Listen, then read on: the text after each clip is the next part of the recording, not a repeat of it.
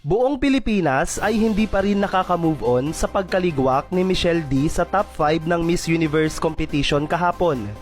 Maging si Michelle ay aminadong hindi pa rin siya makamove on. Lalo tayong hindi makaka-move on dahil sa inamin ng dalawa sa naging judge na sina Denise White at Mario Bautista. Ayon sa naging interview ni Adam Henato kay Denise, personal favorite daw talaga niya si Miss Philippines. Nililook forward umano niya na makita si Michelle hanggang sa dulo ng kompetisyon.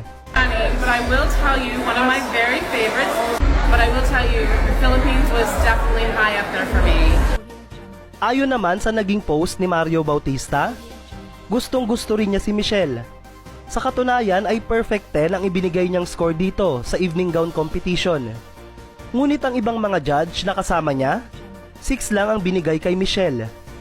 Ang tinutukoy dito ni Mario ay ang mga babaeng Latina judge.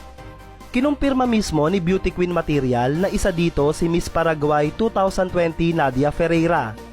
Sobrang liit daw ng binigay niyang score kay Michelle kahit plakado ang naging performance ng ating kandidata sa lahat ng aspeto ng kompetisyon.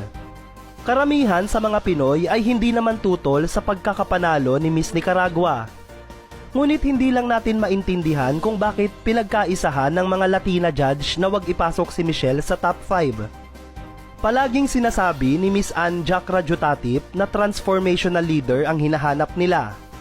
Ngunit si Miss Philippines na gold medalist sa Voice for Change ay niligwak nila sa top 5.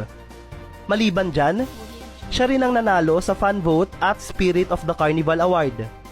Sa history ng Miss Universe ay siya lang ang nakakuha ng 3 special award.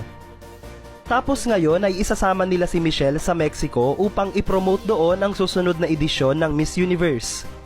Marami ang hindi sang-ayon sa desisyon na ito ng organization dahil ginagamit lang nila ng husto si Michelle. Ngunit hindi man lang nila binigay ang placement na deserve niya. Sa tingin mo, bakit pinagkaisahan ng mga Latina judge si Miss Philippines? Takot kaya silang makapasok ito sa top 5 dahil alam nilang magaling siya sa Q&A? At baka maagaw pa niya ang corona sa kapwa nila Latina na si Miss Nicaragua? Put your comments below. And don't forget to subscribe for more videos.